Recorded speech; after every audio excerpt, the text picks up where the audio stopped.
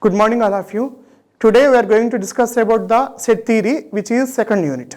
So in set theory we are going to discuss the concepts today are what is set theory, what are the various operations on sets, what is set cardinality, what are various set identities and membership tables. In this lecture we are going to discuss about all these concepts. So first we will know who invented set theory.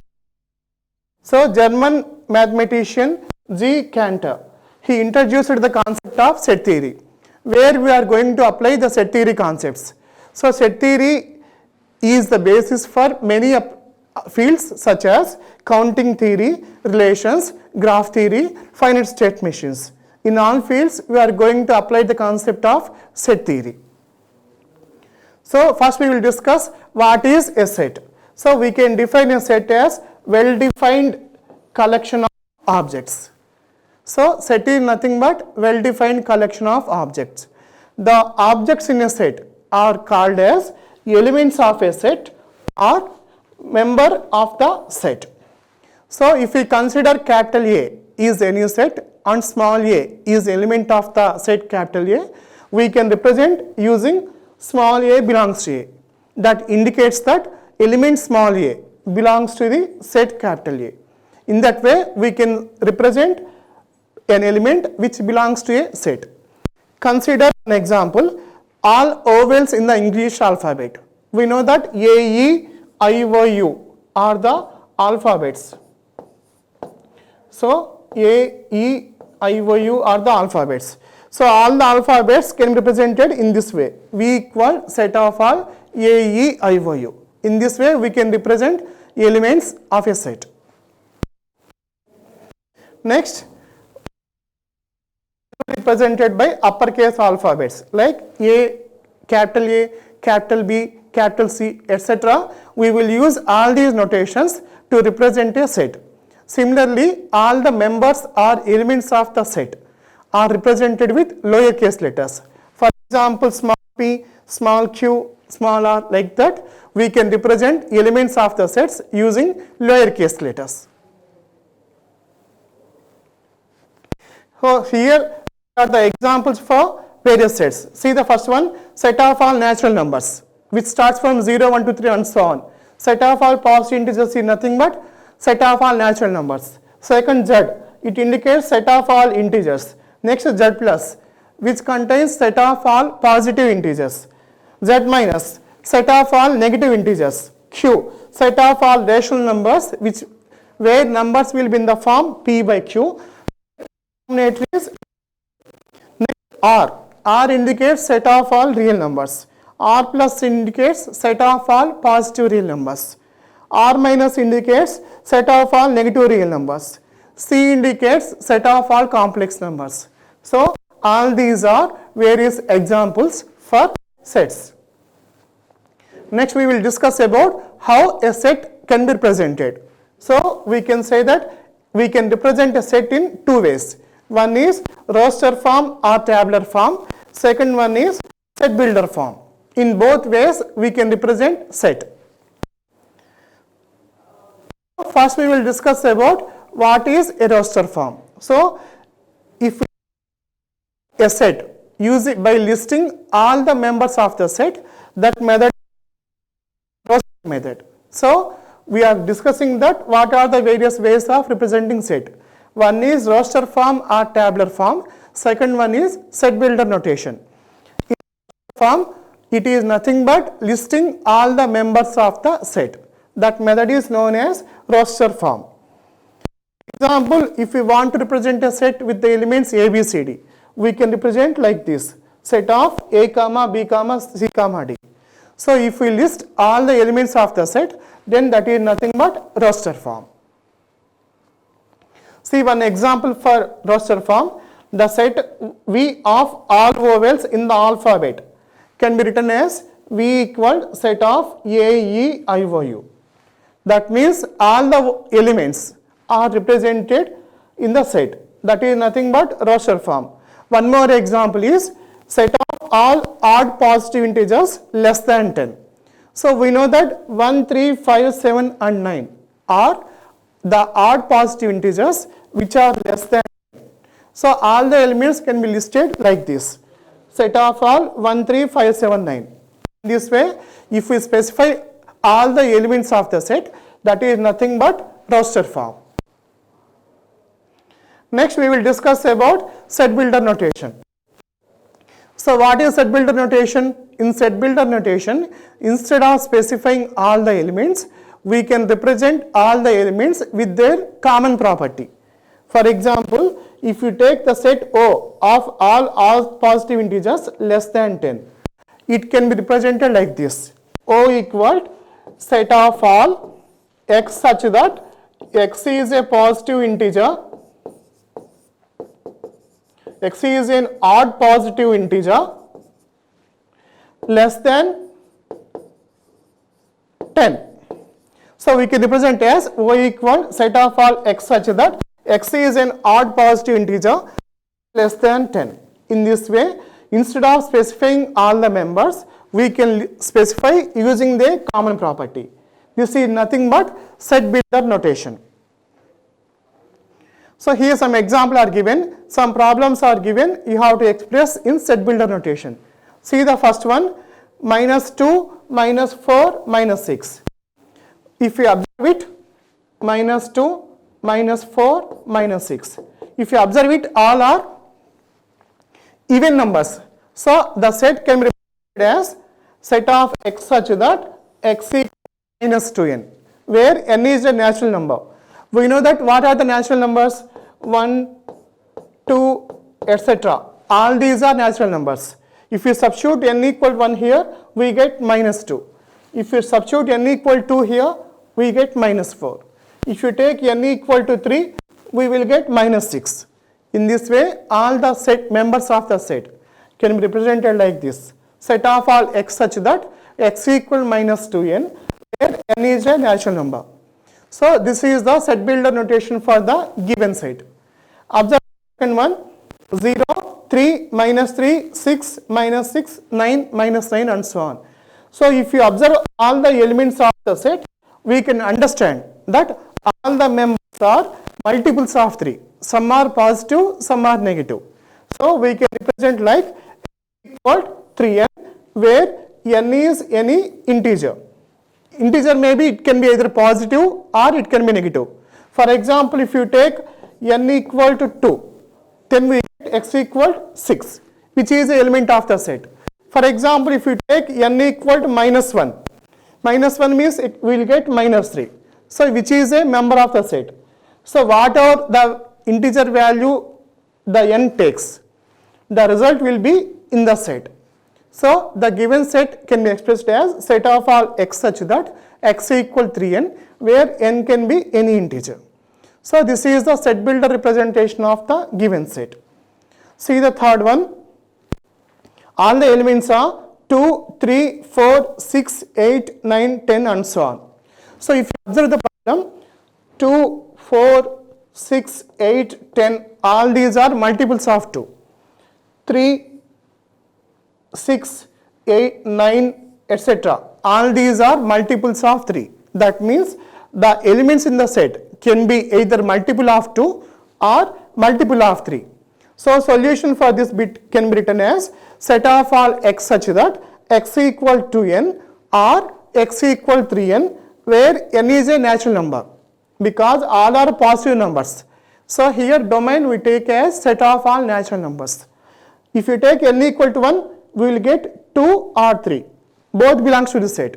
If you take n equal to 2, 4 belongs to the set. 6, anything. So whatever the natural number n takes, the result is in the set. So solution for this bit is either 2n or 3n. See the next bit, set of all 0, 1, 2, 3 and so on 100. So if you observe, we can understand that the set contains all the numbers which are in between 0 to 100. So it can be expressed as set of all x such that 0 less than or equal to x less than or equal to 100. In this way, we can represent the given set in set builder notation. See, one more problem is here. Here the problem is set is given in set builder notation. You have to express in roster form. See the first bit, set of all x such that x is a real number. The set contains the real numbers whose square is equal to 1. We know that 1 square equal to 1 minus 1 whole square equal to 1. So only 1 and minus 1 are the real numbers which satisfy the given condition.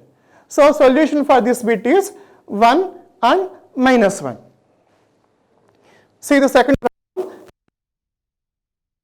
problem, such that square equal to the set of all x such that x is an integer and x square equal to. That means the set will contain the elements which are integers and whose square is equal to 2.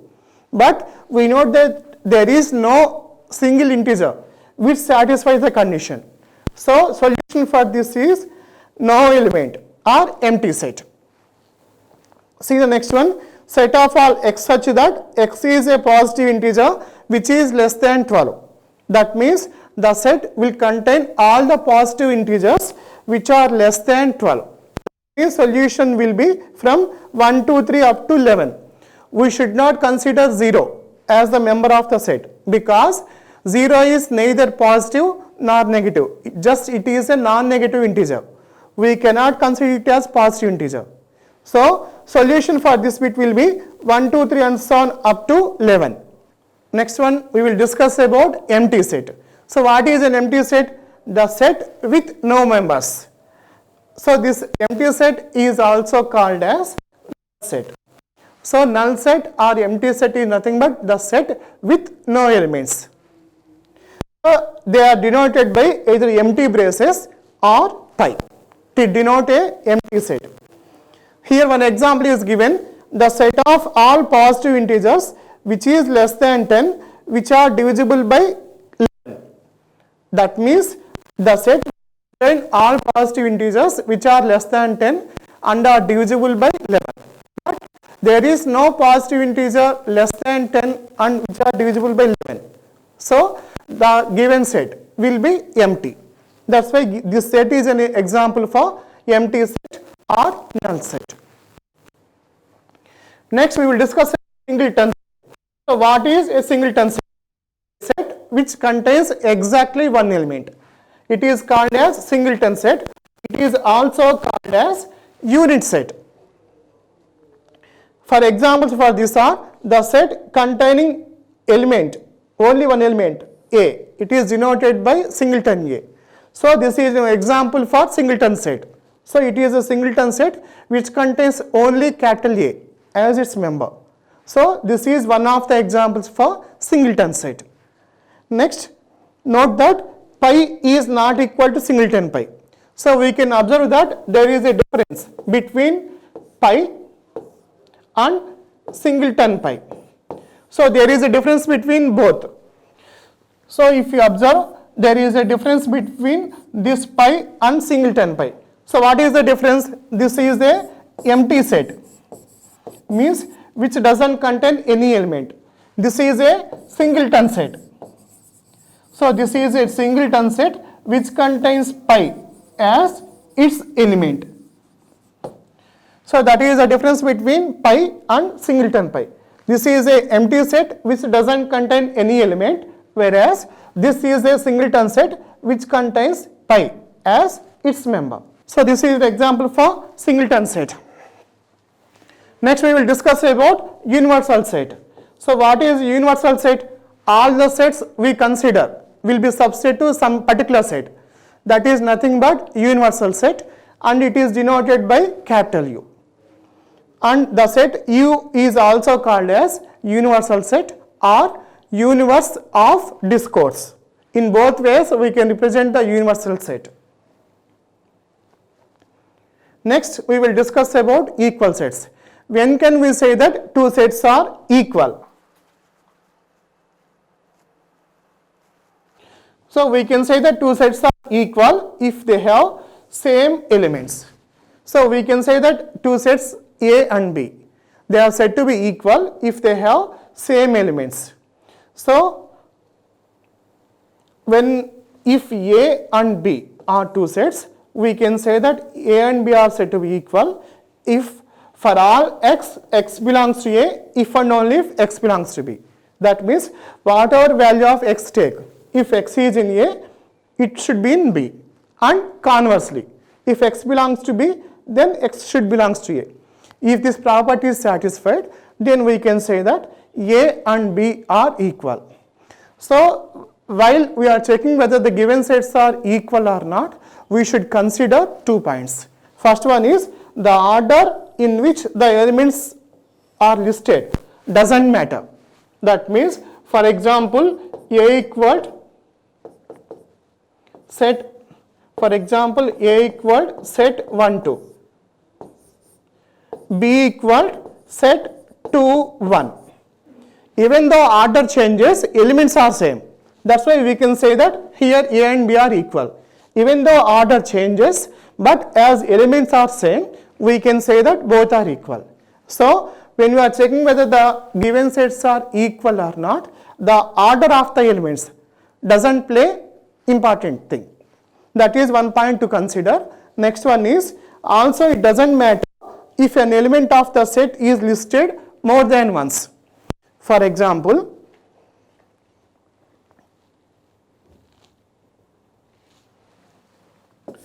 take set 1, 2, 3. Take 1, 2, 2, 3. Here both sets are equal. Even though the element is appeared 2 times, we should not consider it is deviated from other set. That means even an element appears more than once, we treat only one time. So, in this case, both sets are equal. So, when this point also should be considered. So, we can say that 2 sets are said to be equal if and only if they have same elements. So, if we take 2 sets capital A and capital B, we can say that both are equal if every element of A should be in B and every element of B is in A. Then we can say that 2 sets are equal. For example, take A equaled set 1, 2, B equaled set 1, 2. As every element of A is in B, we can say that both are equal. And while we are checking the equality of 2 sets, we should consider 2 points. First one is the order in which elements are listed doesn't matter. That means, for example, A equal 1, 2. For example, we take B as 2, 1. That means here order changes, but elements are same. In that case also, we can say that both A and B are equal. Next point is, it doesn't matter if an element appeared more than once.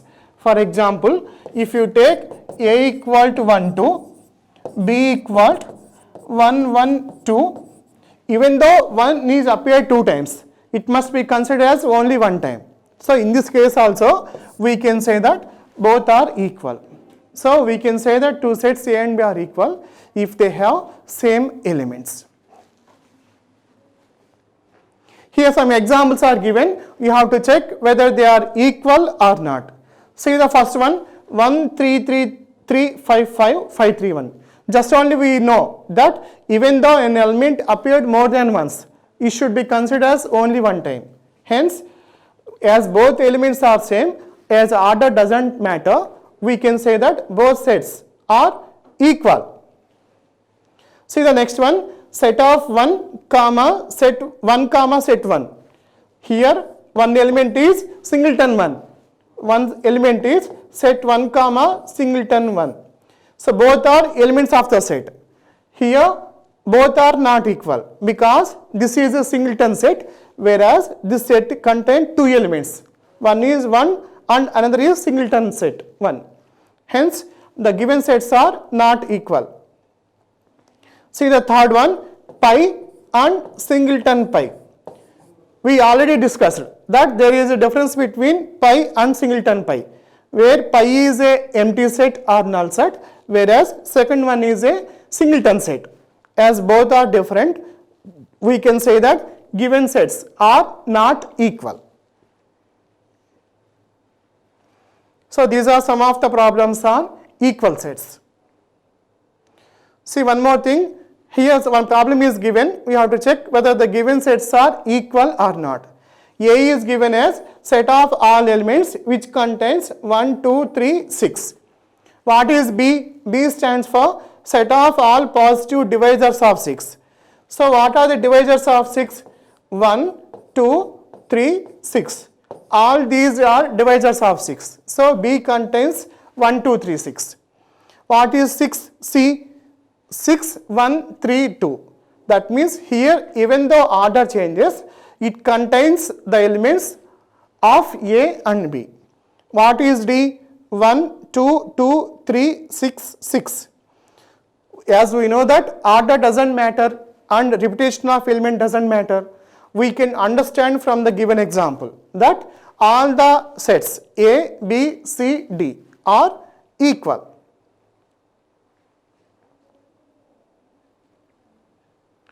Next, one more example. Here some sets are given. You have to identify which sets are equal. What is A given?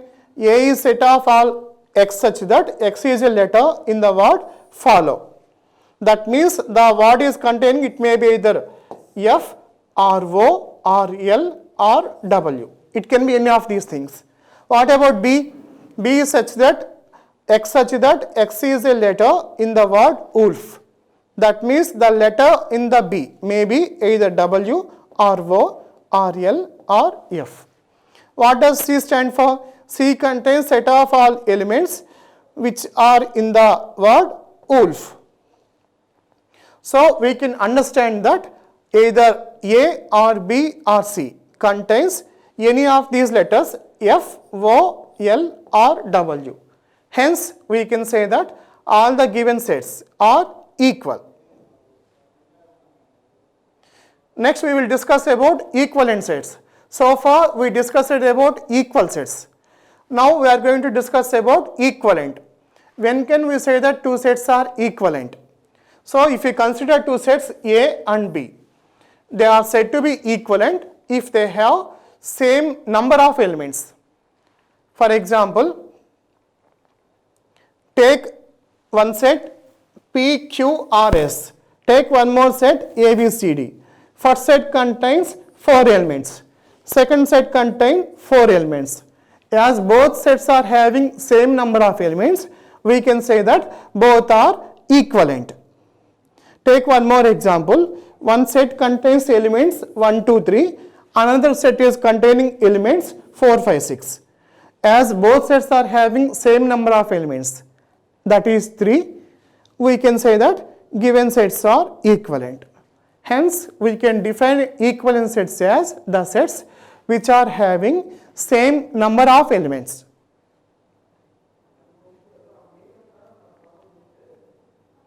Next, we will discuss about overlapping set. When can two sets are overlapping? The sets that are having at least one element in common are said to be overlapping sets. For example, A equaled set 1, 2, 5. B equaled set 3, 4, 5. Two sets are taken. We know that only 5 is the common to both sets. As both A and B are having only one element as common, we can say that A and B are overlapping because they are having one element as common. Next, we will discuss about disjoint sets. When can we say that two sets A and B are disjoint? If they do not have any element as common, then that sets are said to be disjoint. Example, take A equal 1, 2, 3, B equal 6, 4, 5. There is no single element common to both A and B. Hence, we can say that both A and B are disjoint. So, we can define disjoint sets as the sets which have no common element. Next, we will discuss about subset. What is a subset? If you take any two sets A and B, we can say that A is subset of B or A is contained in B if every element of A is in B. Then if that condition is satisfied, then we can say that A is subset of B or A is contained in B. Symbolically, it is represented as A is subset of B. See one example, one note. If you take A equaled 1, 2, 3, B equaled set 1, 2, 3, 4. We are considering two sets, A equals set 1, 2, 3, B equals set 1, 2, 3, 4. If you observe that every element of A is in B, hence we can say that A is subset of B. So in this example, we can say that A is subset of B. So we can say that one set is subset to another set if every element of the first set is an element of second set. In this example, as every element of A is in B, we can say that A is subset of B. And in case of subsets, we should remember some points. First one is pi is subset of A. That means empty set is subset to any set. Second one, A is subset of A. That means every set is subset to itself. And third one, if A is subset of B and B is subset of C, we can conclude that A is subset to C also. All these are some points to be remembered when discussing about subsets. Here see one example, A equals set A comma B, B equals set B comma A. Here even though order changes, every element of A is in B. Hence, we can say that A is subset of B. So this is one of the examples for subset. Take one more example, A equal 1, 2, 3, B equal 1, 2, 3, 4, 5. As every element of A is in B, here also we can say that A is a subset of B. Next, proper subset. So when can we say that two sets A and B? Here two sets are given, A and B. We can say that A is a proper subset of B if A is subset of B and A not equal to B. So symbolically, proper subset is defined using this symbol. So if you observe, we can, for example, take A equaled 1 comma 2, B equaled 1 comma 2. If we observe, as every element of A is in B, we can say that A is subset of B. Here A is a subset of B, but not proper subset. So what is a proper subset? Here take one example. A equaled 0 comma 1. B contains 0 comma 1 comma 2. So as every element of A is in B and B contains at least one element which is not in A. Hence, A is a proper subset of B. So the difference between subset and proper subset is, in case of subsets, both sets may be equal. But in case of proper subsets, both sets should not be equal. That means we can say that A is proper subset of B if every element of A is part of B and B must contain at least one element which is not in A. That is about proper subset. Next we will discuss about cardinality of a set. For example, here we are considering S as one set. So what is cardinality of a set? Is nothing but number of distinct elements. So the number of distinct elements in a set is nothing but cardinality of a set. So if S is a set, its cardinality is represented by this symbol. For example, S equaled,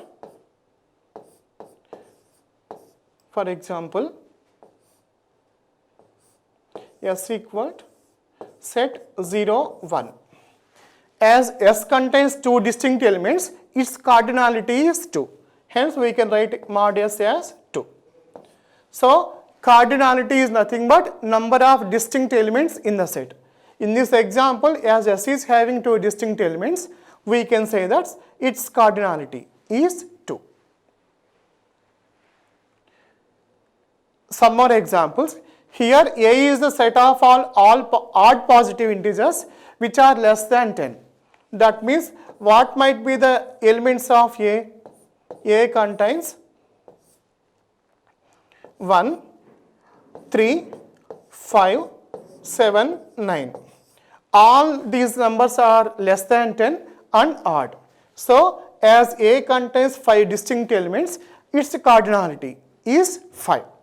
See next example, S is the set of letters in the English alphabet. We know that there are 26 alphabets in the English grammar. Hence, in this case, mod S equal 26. See one more example, null set. Null set doesn't contain any element. So, cardinality of empty set will be 0. So, hence we can define cardinality as number of distinct elements in a set. Here some problems are given, some sets are given, you have to identify the cardinality of the given set. If you observe what is the first one, empty set. We know that empty set doesn't contain any element. So, its cardinality will be 0. Here it is wrong, its cardinality is 0. See the next one, singleton pi. Singleton set means it contains one element. So, its cardinality will be 1.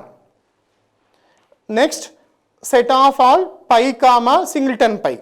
That means given set is containing 2 elements. One is empty set and another is singleton set. So, as the given set is containing 2 distinct elements, its cardinality will be 2. See the third one, it is containing 3 elements. One is empty set, singleton pi, one more set which contains 2 elements.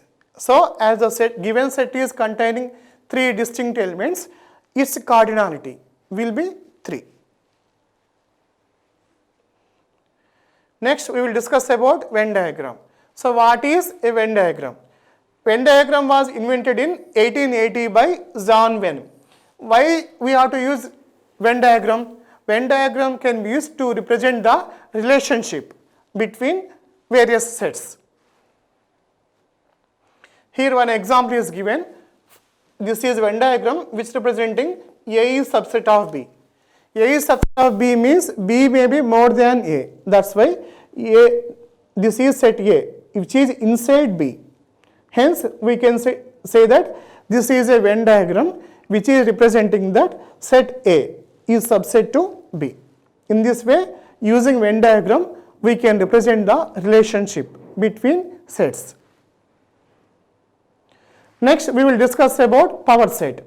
So, what is a power set? If we consider any set S, the power set will contains the set of all subsets of the given set. So, if S is any set, its power set is represented by P of S. Here one problem is given, we have to identify what is the power set of the set 0, 1, 2. We know that pi is subset to any set. If you take singleton 0, it is subset of this one as 0 is part. Next 1, singleton 2, next combination 0, 1, 0, 2, 1, 2, 0, 1, 2. So, all these are the subsets for the given set. If you observe, there are 8 subsets. So, if a set contains 3 elements, then its power set is containing 8 elements. That means we can understand that if a set contains n number of elements, its power set contains 2 power n elements. Here the given set is 0, 1, 2. As it is containing 3 elements, the power set is containing 2 power n, that is 8 subsets. Next, what we have to find the power set for the empty set. So, what is empty set? Which doesn't contain any set. In previous slide, we observed that pi is subset to any set, whether it may be itself or any other set. as pi is subset to any set, it contains only one element, that is itself. So the power set of the empty set will contain only one element, that is empty set itself. See the next one. What is the power set of the set singleton pi? Here singleton pi is given. You have to identify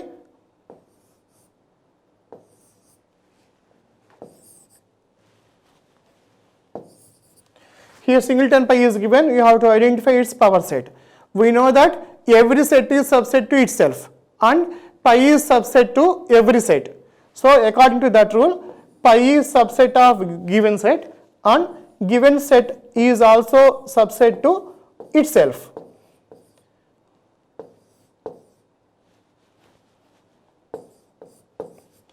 So as empty set is subset to itself and set itself is subset to itself, we can say that the power set of the set singleton pi contains two elements. One is pi and another is singleton pi. This is the power set of the set singleton pi.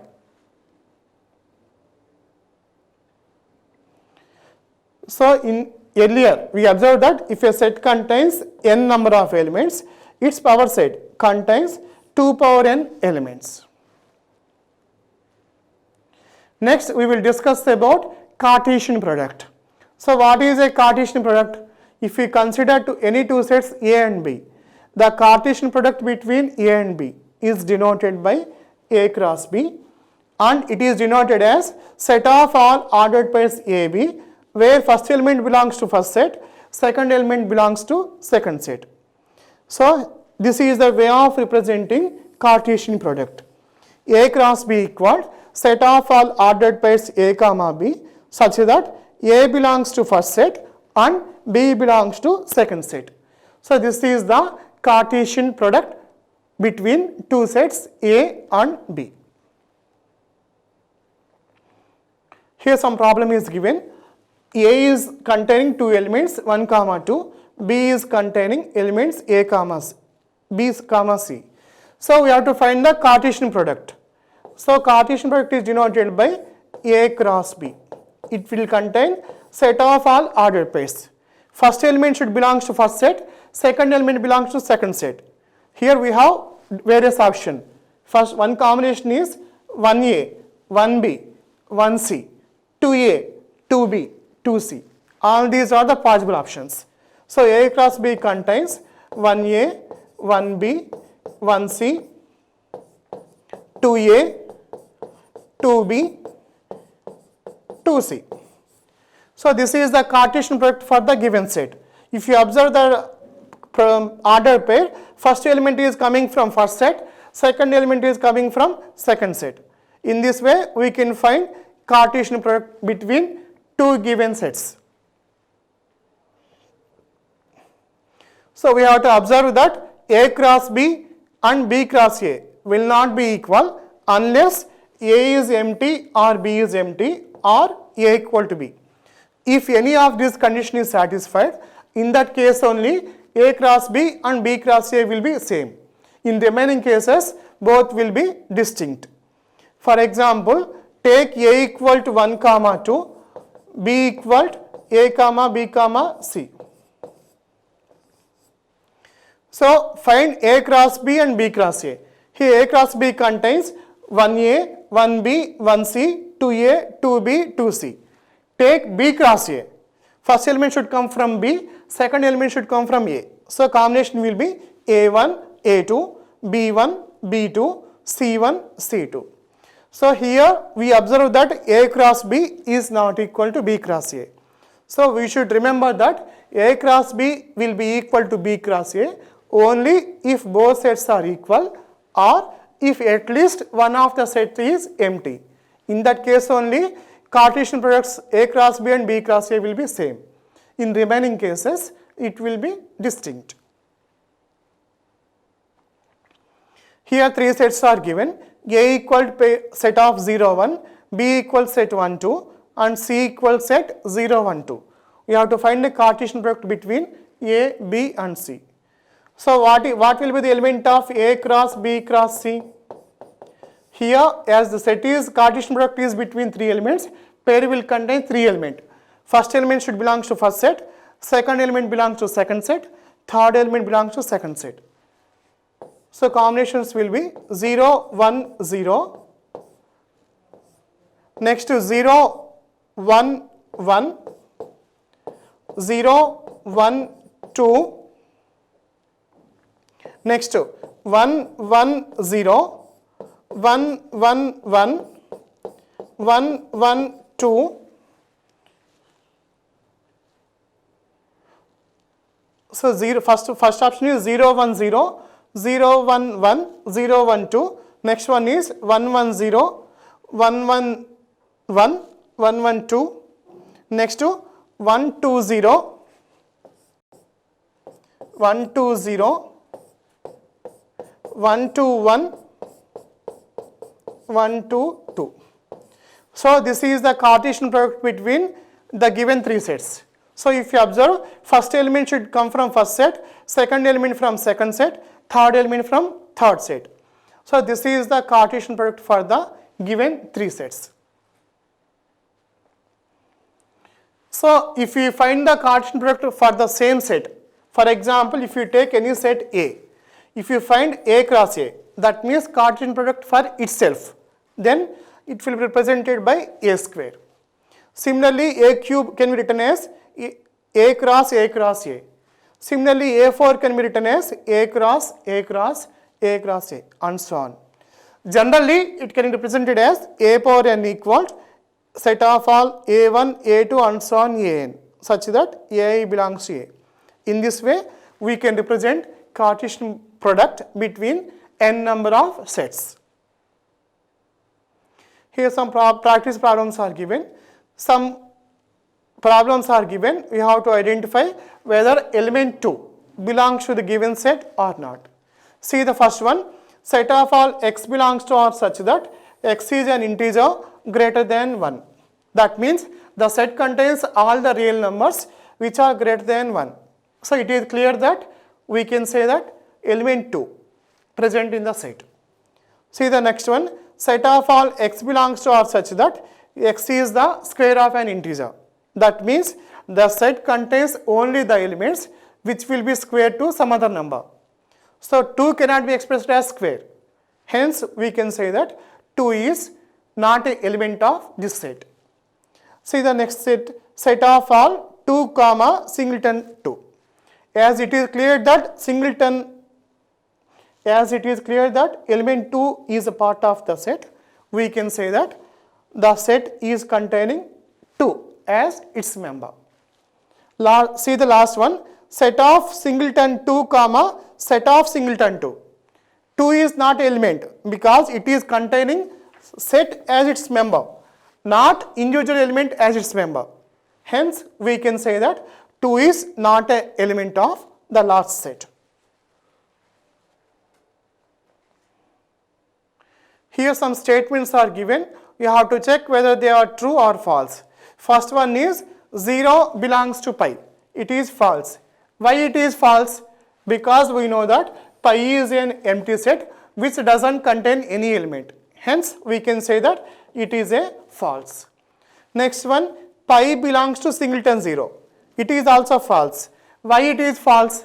Singleton 0 means it is a set which containing only one element, that is 0 as its member. Hence this is also false. See the next one. Singleton 0 is proper subset of pi. This is also false because we can say that A is proper subset of B if B should contain at least one element which is not in A. But here pi is empty set which doesn't contain any element. Hence by the definition of proper subset we can say that the given statement is false. Next, see the next one. Pi is subset of singleton 0. This is true because this set contains at least one element which is not in pi. So this is true. Next, singleton 0 is proper subset of singleton 0. This is false. Why it is false? Because just now we discussed, we can say that B is proper subset of A if B contains at least one element which is not in A. But here both sets are equal, hence it is not a proper subset. Next, singleton pi is subset to itself. We know that every set is subset to itself, hence this is also true.